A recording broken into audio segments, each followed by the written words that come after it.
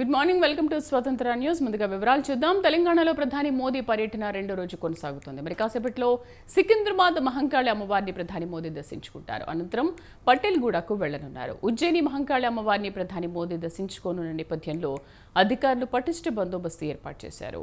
ఆలయానికి వెళ్లే మార్గాల్లో భద్రతను కట్టుదిట్టం చేశారు. ఉదయం 9:30 గంటల నుంచి ప్రధాని మోదీ ఆలయానికి చేరుకోనుండగా అర్చకులు, వేద పండితులు ఆయనకు స్వాగతం పలకనున్నారు.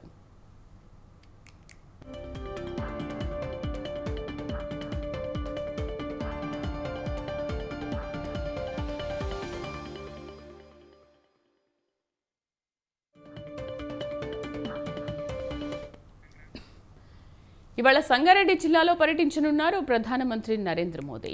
సంగారెడ్డి వేదికగా 9,021 కోట్ల రూపాయల అభివృద్ధి పనులకు ప్రారంభోత్సవాలు, శంకుస్థాపనలు చేయనున్నారు. పటేల్గూడలోని ఎస్ఆర్ ఇన్ఫినిటీలో ప్రధాని బహిరంగ సభ ఉంటుంది.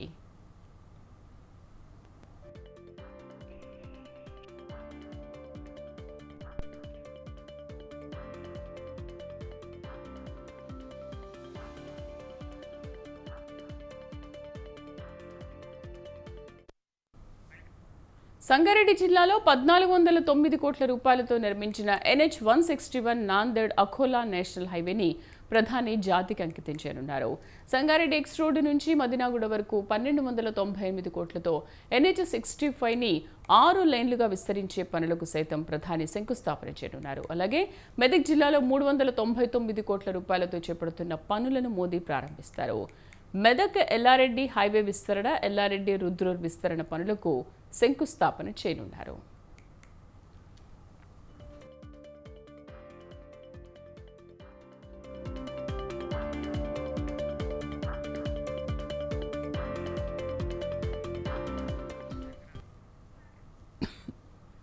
ప్రధాని మోదీ పర్యటన సందర్భంగా పోలీసులు హై అలర్ట్ ప్రకటించారు. ప్రధాని బస చేసే రాజ్భవన్ సమీప ప్రాంతాలు, బేగంపేట విమానాశ్రయం నుంచి రాజ్భవన్కు రాకపోకలు సాగించే మార్గాల్లో కట్టుదిట్టమైన భద్రతా ఏర్పాట్లు చేశారు.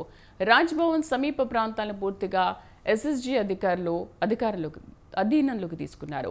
సమీప ప్రాంతాల్లో నగర పోలీస్ విభాగానికి చెందిన వివిధ స్థాయిల అధికారులు 200 మంది వరకు బందోబస్తులో పాల్గొన్నారు. ప్రధాని కాన్వాయ్ వెళ్లే సమయంలో రాజ్భవన్ మార్గంలో వాహనాల రాకపోకలపై ఆంక్షలు విధించారు.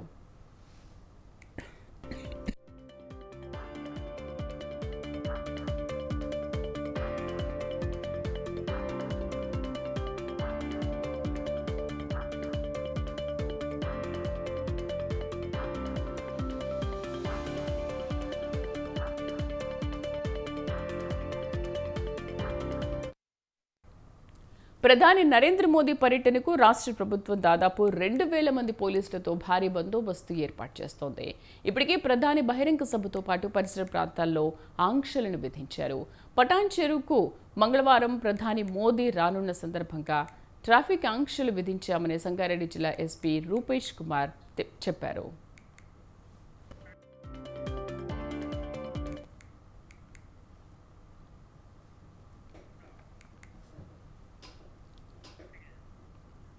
ఇవాళ మంగళగిరిలో టీడీపీ జై హో బీసీ బహిరంగ సభ జరగనుంది. జనాభాలో సగానికి పైగా ఉండే వెనుకబడిన తరగతుల వారి సమగ్రాభివృద్ధికి చేపట్టవలసిన చర్యలతో టీడీపీ జనసేన కూటమి బీసీ డిక్లరేషన్ రూపొందించింది. బీసీ డిక్లరేషన్ కూటమి విడుదల చేయనుంది.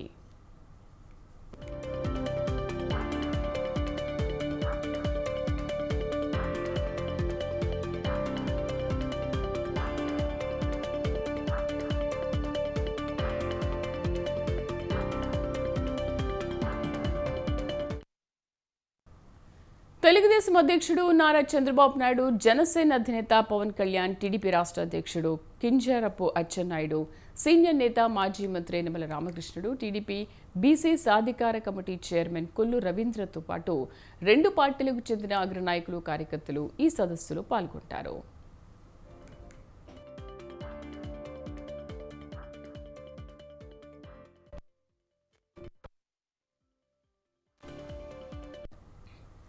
టీడీపీ ఆవిర్భావం నుంచి బీసీలు పార్టీకి బలమైన మద్దతుదారులుగా నిలబడ్డారని పార్టీ రాష్ట్ర అధ్యక్షుడు అచ్చెన్నాయుడు అన్నారు. బీసీల సమగ్రాభివృద్ధి కోసం చేపట్టాల్సిన నిర్దిష్ట విధానాలు చర్యలతో ఒక సమగ్ర బీసీ డిక్లరేషన్ను చంద్రబాబు పవన్ కళ్యాణ్లు విడుదల చేస్తారని చెప్పారు. విస్తృత చర్చల ఆధారంగా ఈ డిక్లరేషన్ రూపొందించామని ఆయన అన్నారు. జై హో బీసీ సభను విజయవంతం చేయాలని ఆయన పిలుపునిచ్చారు.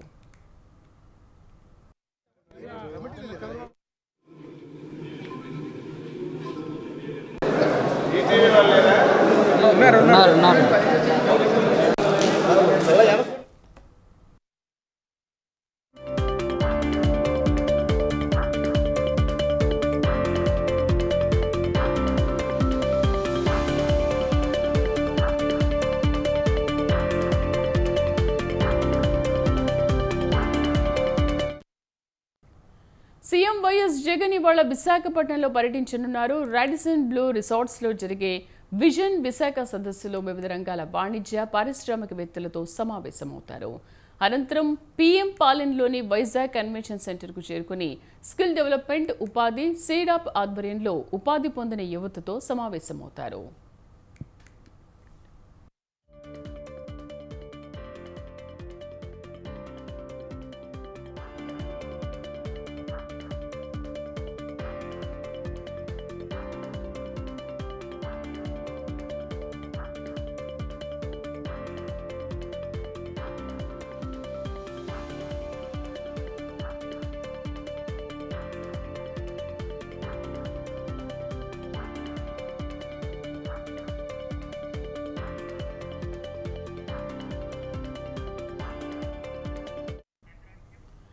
రాష్ట్ర యువత పారిశ్రామిక అవసరాలకు తగ్గట్టుగా నైపుణ్య శిక్షణ ఇచ్చేలా భవిత పేరుతో సరికొత్త కార్యక్రమాన్ని సీఎం జగన్ లాంఛనంగా ప్రారంభించనున్నారు. నైపుణ్య శిక్షణకు సంబంధించి పలు సంస్థలతో ఒప్పందాలు జరుగుతాయి. రాష్ట్రంలో 90 కోట్లతో అభివృద్ధి చేసిన ప్రభుత్వ పాలిటెక్నిక్, ఐటీఐ కళాశాలలను సీఎం జగన్ వర్చువల్గా విశాఖ నుంచి ప్రారంభిస్తారు.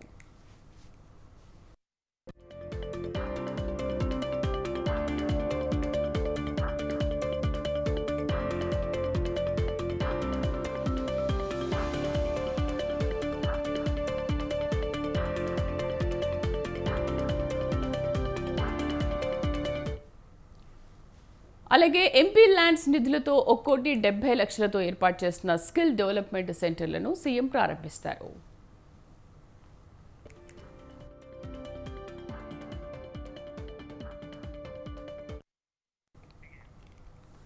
లోక్సభ ఎన్నికలపై గులాబీ బాస్ ఫోకస్ పెట్టారు. మొన్న జరిగిన అసెంబ్లీ ఎన్నికల్లో ఊహించని షాక్ తగలడంతో లోక్సభలో సత్తా చాటేందుకు ప్రయత్నిస్తున్నారు. ఇన్ని రోజులు రెస్ట్ మోడ్లో ఉన్న కేసీఆర్ ఇప్పుడు ఎంపీ అభ్యర్థులను ఖరారు చేసే పనిలో పడ్డారు. ఇందులో భాగంగానే ఇవాళ నిన్న నలుగురు అభ్యర్థులను ప్రకటించారు.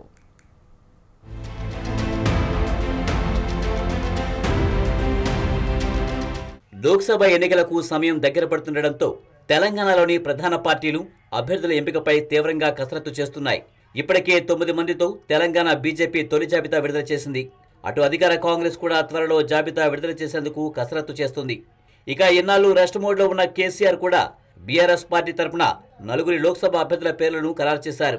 కరీంనగర్ నుంచి వినోద్ కుమార్, పెద్దపల్లి నుంచి కుప్పల ఈశ్వర్, ఖమ్మం నుంచి నామా నాగేశ్వరరావు, మహబూబాబాద్ నుంచి మాలోతి కవిత లోక్సభ బరిలో నిలుస్తున్నారు.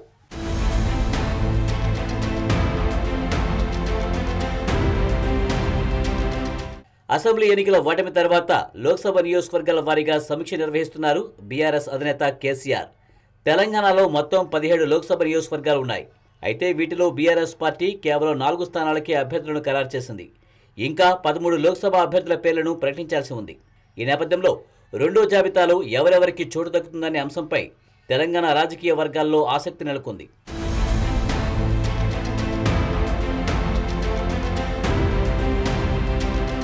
2019 లోక్సభ ఎన్నికల్లో బీఆర్ఎస్ తెలంగాణలో 9 లోక్సభ స్థానాలను గెలుచుకుంది.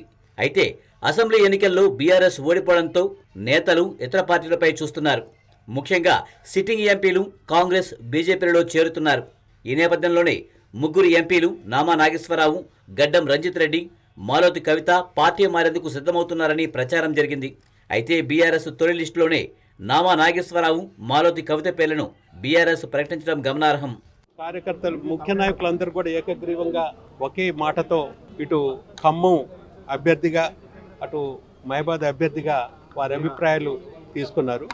అందులో ఏకగ్రీవంగా నా పేరు ప్రపోజ్ చేశారు. అదేవిధంగా మైబాదులో మాలోత్ కవిత గారి పేరు కూడా ప్రపోజ్ చేశారు. 25 సంవత్సరాల నుంచి కూడా ప్రజా జీవితంలో ఉన్నటువంటి వాడిని రేపు రాబోయే టైంలో కూడా మీరందరి ఆశీర్వాదం బీఆర్ఎస్ పార్టీకి, మా నాయకుడు కేసీఆర్ గారికి, మా అభ్యర్థులు ఎవరైతే అఫీషియల్గా డిక్లేర్ చేసి బీఫామ్ ఇచ్చిన తర్వాత వారందరూ కూడా మీ మద్దతు ఉండాలని నీ తెలంగాణ ప్రజానీకాన్ని అందరూ కూడా మనస్ఫూర్తిగా కోరుకుంటున్నారు.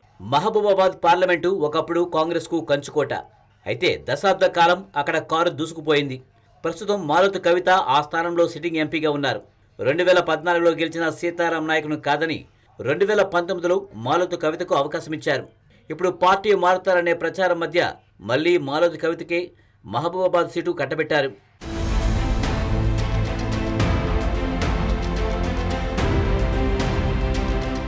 మొత్తానికి లోక్సభ ఎన్నికలకు అన్ని పార్టీలు సిద్ధమవుతున్నాయి. అసెంబ్లీ ఎన్నికలు ఇచ్చిన జోష్తో కాంగ్రెస్ లోక్సభ ఎన్నికలకు రెడీ అవుతుంటే మోదీ ఫేవరెట్గా 17 ఎంపీ సీట్లే లక్ష్యంగా బీజేపీ ఉత్సాహంగా ముందుకు కదులుతుంది. ఇక బీఆర్ఎస్ అసెంబ్లీ ఎన్నికల షాక్ నుంచి కోలుకుని లోక్సభ ఎన్నికల్లో సత్తా చాటేందుకు ప్రయత్నిస్తుంది. మరి రానున్న సార్వత్రిక ఎన్నికల్లో ఏ పార్టీకి ప్రజలు పట్టం కడతారో వేచి చూడాలి.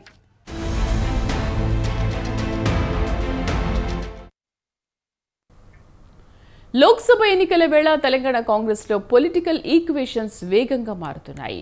తెలంగాణలో కాంగ్రెస్ అధికారంలోకి రావడంతో పార్టీ తరఫున పోటీ చేసేందుకు నేతలు క్యూ కడుతున్నారు.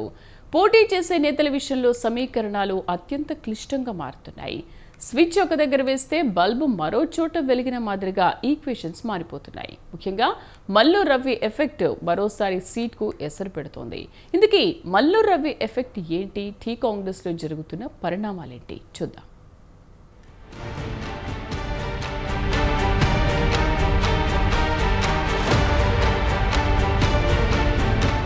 టీ కాంగ్రెస్ లో రాజకీయ సమీకరణలు వేగంగా మారుతున్నాయి. లోక్సభ ఎన్నికల బరిలో నిలిచే అభ్యర్థుల విషయంలో ఒకరికి సీటు ఇవ్వాల్సి వస్తే మరొకరికి ఎఫెక్ట్ పడుతుంది. ముఖ్యంగా కాంగ్రెస్ సీనియర్ నేత మల్లు రవి ఎఫెక్ట్ ఇండైరెక్ట్ గా మరొకరిపై పడుతుంది. లోక్సభ ఎన్నికలకు సంబంధించి టీ కాంగ్రెస్ ఈసారి అత్యంత జాగ్రత్తగా సామాజిక సమీకరణలను పరిగణలోకి తీసుకుని ఎంపిక చేయాలని చూస్తోంది. ముఖ్యంగా రిజర్వ్డ్ స్థానాల విషయంలో ఏమాత్రం పొరపాటు చేయకుండా జాగ్రత్తలు తీసుకుంటుంది. అయితే ఎస్సీ రిజర్వ్డ్ స్థానాలకు సంబంధించి అభ్యర్థుల ఎంపిక కత్తి మీద సాములా మారింది.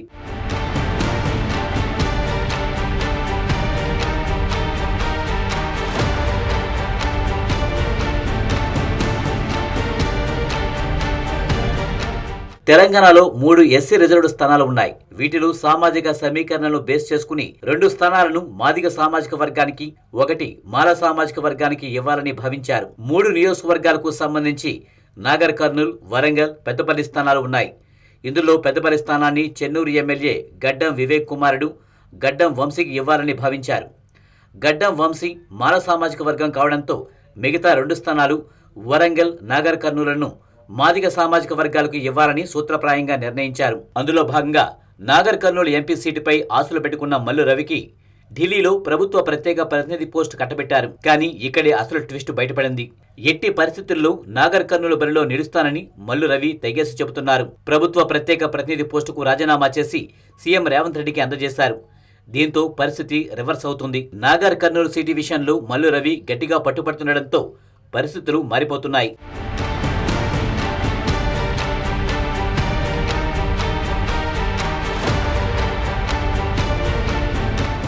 అయితే మల్లు రవికి నాగర్ కర్నూలు సీటు ఇచ్చే పరిస్థితి ఉంటే మిగతా 2 సీట్లపై ప్రభావం పడనుంది. ముఖ్యంగా పెద్దపల్లి సీటు గడ్డం వంశీకి చేజారే అవకాశం ఉంది. దీంతో మాల సామాజిక వర్గమైన గడ్డం వంశీకి కాకుండా మాదిగ సామాజిక వర్గమైన వ్యక్తికి ఇచ్చే అవకాశాలు ఉన్నాయి. ఇప్పటికే అక్కడ బీఆర్ఎస్ సిట్టింగ్ ఎంపీ వెంకటేష్ నేత పార్టీలో చేరారు. అలాగే మాజీ ఎమ్మెల్యే నల్లాల ఓదేలు కూడా కాంగ్రెస్లోనే ఉన్నారు. వీరే కాకుండా పార్టీకి చెందిన మాదిగ సామాజిక వర్గ నేతలు పెర్కా శ్యామ్, రామిళ్ల రాధికలు తీవ్రంగా పోటీ పడుతున్నారు.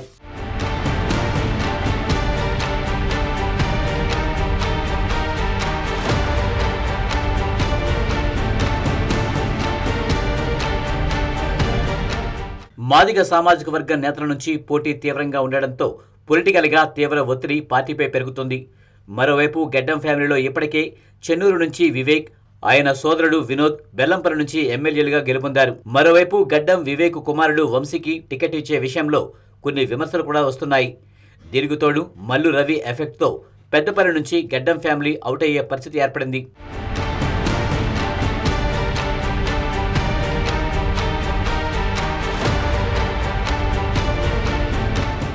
మొత్తం మీద ఉరుమురిమి మంగళం మీద పడ్డట్లుగా కాంగ్రెస్ లో పరిస్థితులు మారిపోతున్నాయి. మల్లు రవి ఎఫెక్ట్ కారణంగా పెద్దపల్లిలో గెడ్డం ఫ్యామిలీపై పడుతోంది. మరి మున్ముందు ఈ పరిణామాలు ఎటువైపు దారితీస్తాయో చూడాలి.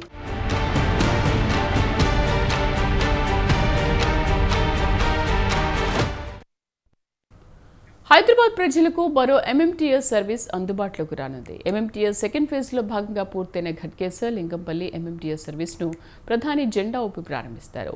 ఈ సర్వీస్తో తక్కువ ఖర్చుతో ఎక్కువ దూరం ప్రయాణించేసే వెసులుబాటు ఉందని, శివారు ప్రాంతాల నుంచి హైటెక్ సిటీ వెళ్లే ఐటీ ఉద్యోగులకు ఈ సర్వీస్ను ఉపయోగించుకోవాలని సౌత్ సెంట్రల్ రైల్వే సూచించింది. రోజుకు 2 సర్వీసులతో నడిచే ఘట్కేసర్ లింగంపల్లి ఎంఎంటీఎస్ టైమింగ్స్ షెడ్యూల్ను దక్షిణ మధ్య రైల్వే ప్రకటించింది.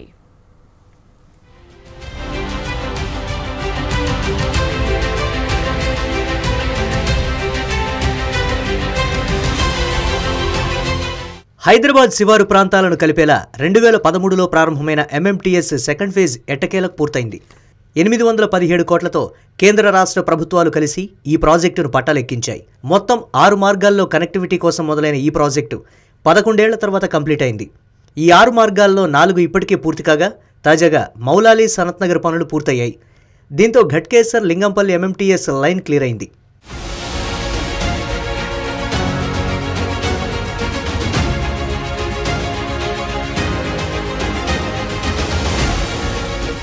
మంగళవారం నుంచి ఉదయం సాయంత్రం సమయాల్లో ఘట్కేసర్ లింగంపల్లి మధ్య 2 సర్వీసులు నడుస్తాయని దక్షిణ మధ్య రైల్వే తెలిపింది. ఉదయం 7:20 ఘట్కేసర్ లింగంపల్లి, సాయంత్రం 5:45 లింగంపల్లి ఘట్కేసర్కు ఎంఎంటీఎస్ ట్రైన్ నడవనుంది.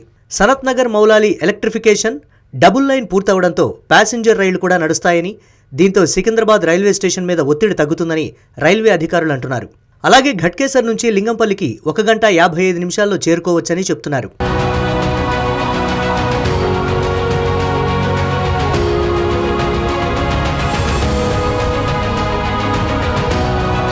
గతేడాది ఫలక్నుమా, ఉందానగర్, సికింద్రాబాద్ మేడ్చల్, తెల్లాపూర్, రామచంద్రాపురం సర్వీసులను ప్రధాని మోదీ జెండా ఊపి ప్రారంభించారు.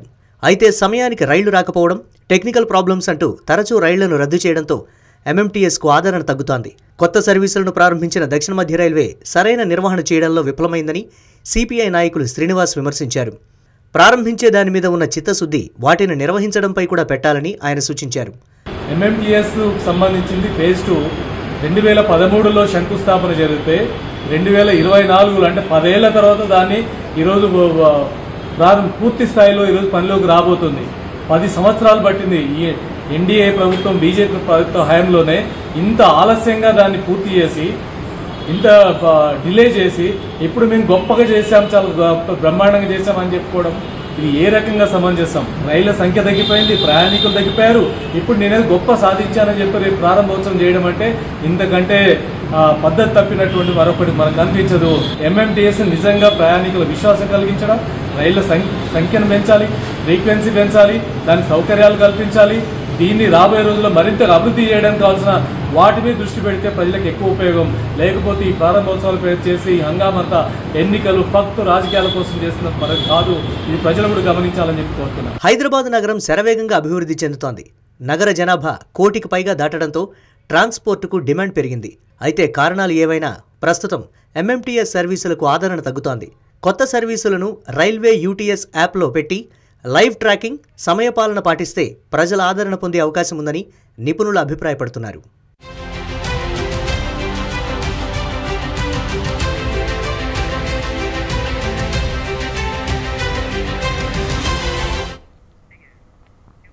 హైదరాబాద్ మెట్రో రైల్ మొదటి దశ ప్రాజెక్టులో మరో అడుగు ముందుకు పడింది. ఎన్నో ఏళ్లుగా ఎదురు చూస్తున్న పాత బస్తీకి మెట్రో మోక్షం లభించింది. ఈ నెల 8న ఓల్డ్ సిటీలో 5.5 కిలోమీటర్ల మేర మెట్రో మార్గానికి సీఎం రేవంత్ రెడ్డి భూమి పూజ చేయనున్నారు. ఎంజీబీఎస్ నుంచి ఫలక్నుమా వరకు 5.5 కిలోమీటర్ల పొడవున ఈ రైలు మార్గాన్ని నిర్మిస్తారు.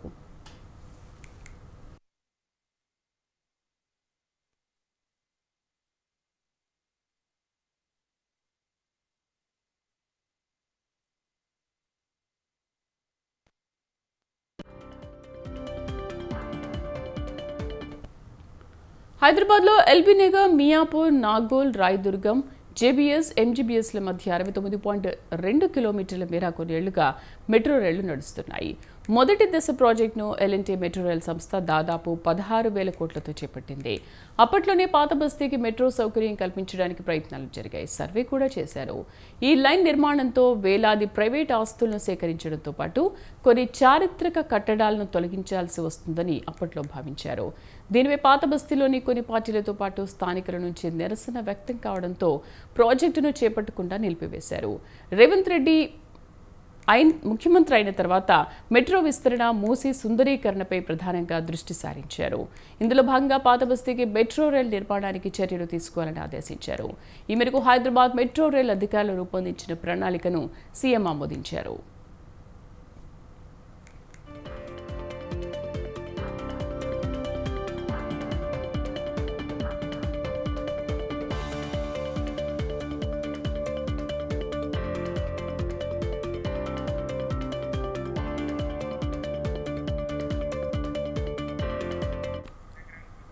కొత్త లైన్ ఎంజీబీఎస్ నుంచి దారుషిఫా, పురానీ హవేలీ, ఏద్బాద్ చౌక్, అలీజా కోట్ల, మీర్ మోమిన్ దాయరా, హరిబోలి, శాలిబండ, షంషీర్గంజ్, అలియాబాద్ మీదుగా ఫలక్నుమా వరకు ఏర్పాటు కానుంది. 5.5 కిలోమీటర్ల మేర మార్గంలో 4 స్టేషన్లు, సాలార్జంగ్ మ్యూజియం, చాబ్నా, శాలిబండ, ఫలక్నుమా ఏర్పాటు చేయనున్నారు.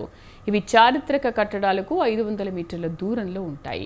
మెట్రోతో దాదాపు 1100 కట్టడాలను తొలగించాల్సి ఉంటుంది. ఈ మార్గంలో 100 అడుగులు స్టేషన్లు ఉన్న ప్రాంతంలో 120 అడుగుల మేర రోడ్డును విస్తరించాల్సి ఉంటుంది. రోడ్డు విస్తరణతో కలిపి ప్రాజెక్టుకు 2,000 కోట్ల వ్యయం అవుతుందని అధికారులు ప్రకటించారు.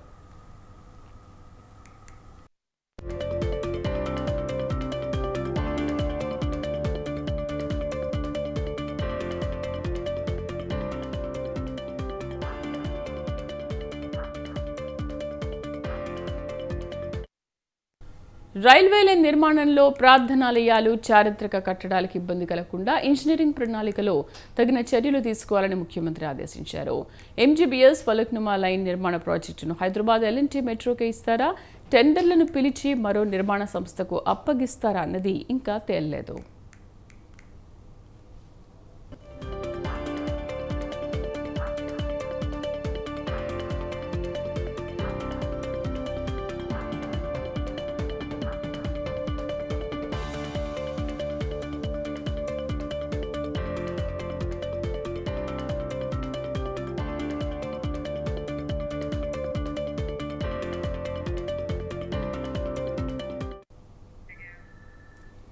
తెలుగు రాష్ట్రాల్లో ఉష్ణోగ్రతలు పెరిగిపోతున్నాయి. ఏప్రిల్, మేలో ఎండలు మరింత తీవ్రం కానున్నాయి.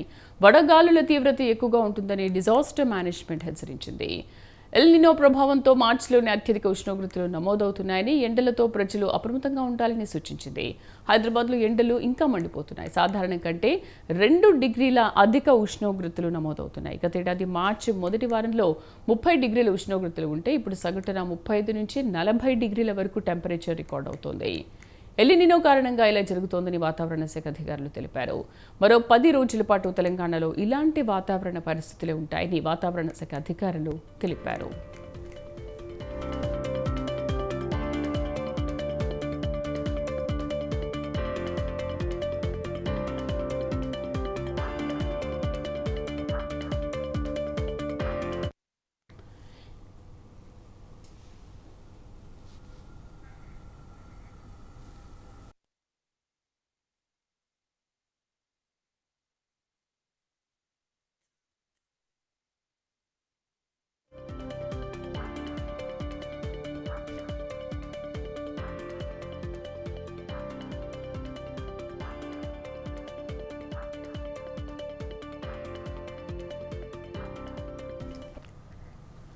ఏపీలో మార్చి నుంచి తీవ్రస్థాయి ఉష్ణోగ్రతలు నమోదయ్యే సూచనలున్నాయని రాష్ట్ర విపత్తు నిర్వహణ సంస్థ హెచ్చరికలు జారీ చేసింది.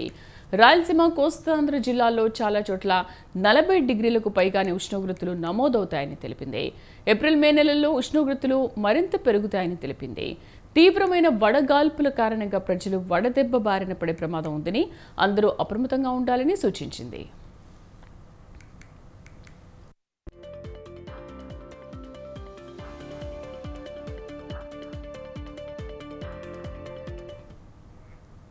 వడగాలుల ప్రభావం ఉన్న ప్రాంతాల్లో ఫోన్లకు హెచ్చరికల సందేశాలు పంపాలని అధికారులు నిర్ణయించారు. కర్నూలు, అనంతపురం, సత్యసాయి, కడప జిల్లాలో తీవ్రంగానూ, అల్లూరి, కోనసీమ, విశాఖ, ప్రకాశం, నెల్లూరు, విజయనగరం జిల్లాల్లోని కొన్ని ప్రాంతాల్లో అధిక ఉష్ణోగ్రతలు నమోదయ్యే అవకాశం ఉందని సంబంధిత అధికారులు తెలిపారు.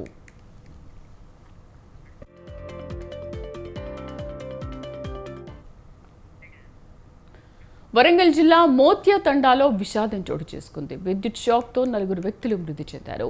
మరో 3 పరిస్థితి విషమంగా ఉండడంతో వరంగల్ ఎంజీఎం ఆసుపత్రికి తరలించి చికిత్స అందిస్తున్నారు.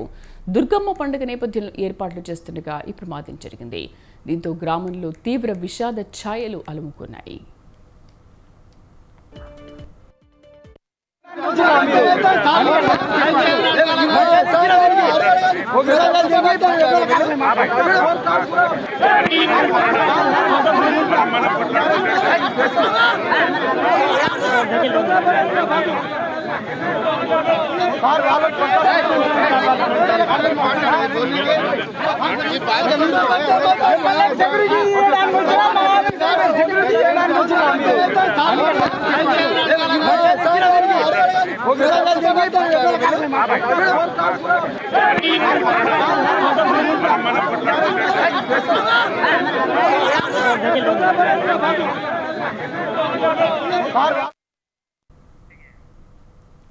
రెండు 2024 ఎన్నికల లక్ష్యంగా బీజేపీ దూసుకుపోతోంది. పార్లమెంట్ ఎన్నికల విజయం సాధించి మూడోసారి ప్రభుత్వాన్ని ఏర్పాటు చేసేందుకు బీజేపీ ముమ్మర ప్రయత్నాలు చేస్తోంది. ఈ నేపథ్యంలో లోక్సభ ఎన్నికల్లో 400 సీట్లను సాధించి చరిత్ర సృష్టించేందుకు బీజేపీ నేతలు పావులు కదుపుతున్నారు. ఈ క్రమంలో ఈసారి ఎన్నికల్లో మరోసారి మోదీ సర్కార్ అనే నినాదంతో ముందుకు సాగుతున్నారు. అయితే ప్రధాని మోదీకి కుటుంబం లేదని ప్రతిపక్ష నేత లాలూ ప్రసాద్ యాదవ్ హేళన చేశారు. దీంతో దేశవ్యాప్తంగా ఉన్న మోదీ అభిమానులు, బీజేపీ నేతలు తామంతా మోదీ కుటుంబమే అంటూ ట్వీట్ చేస్తున్నారు. అమిత్ షా, జేపీ నడ్డా, పీయూష్ గోయల్, నితిన్ గడ్కరీ, అలాగే బీజేపీ ఎంపీలు, కీలక నేతలు తమ ట్విట్టర్ ఖాతాలో వారి పేరు పక్కన మోదీ కా పరివార్ అని చేర్చుకున్నారు. దీంతో అనేక మంది బీజేపీ కార్యకర్తలు ప్రధాని మోదీకి సపోర్టుగా మోదీ కా పరివార్ ట్యాగ్ లైన్ను సోషల్ మీడియాలో ట్రెండింగ్ చేశారు. ఇదిలా ఉంటే ఆదిలాబాద్లో బీజేపీ సంకల్ప సభలో ఆయన ప్రసంగిస్తూ తనకు పరివారం లేదని కొందరు అంటున్నారని, దేశంలోని 140 కోట్ల మంది తన కుటుంబమే అంటూ స్పష్టం చేశారు. వారి కోసమే తాను ఇంటిని వదిలి బయటకు వచ్చానని ఆయన చెప్పుకొచ్చారు.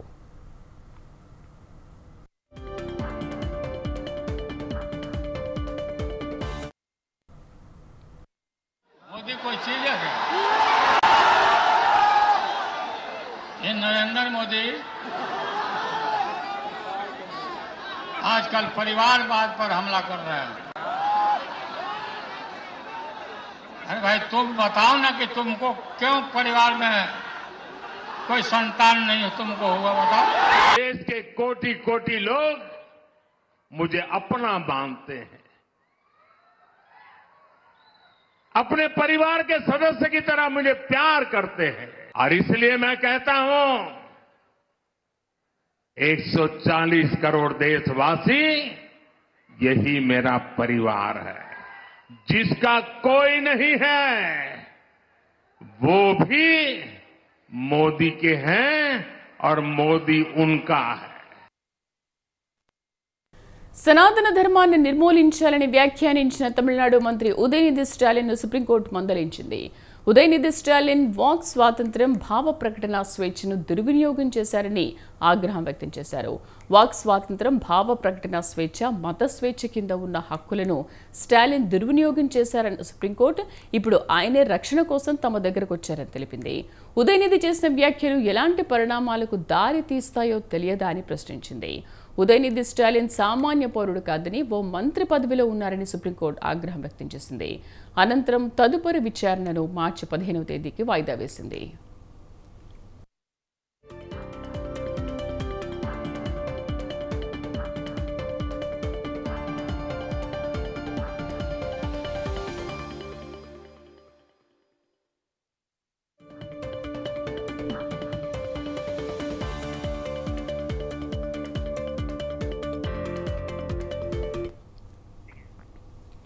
పసిడి ప్రియులకు బంగారం ధరలు ఊరటనిచ్చాయి. బంగారం వెండి ధరలు స్వల్పంగా తగ్గాయి. హైదరాబాద్ మార్కెట్లో ఇవాళ 10 గ్రాముల 24 క్యారెట్ల బంగారం ధర 64,080 రూపాయలుగా నమోదైంది. అదే సమయంలో 10 గ్రాముల 22 క్యారెట్ల బంగారం ధర 58,740గా నమోదైంది. వెండి ధరలు కూడా తగ్గుదల నమోదయ్యాయి. కేజీ వెండి ధర 100 రూపాయలు తగ్గి 76,900గా నమోదైంది.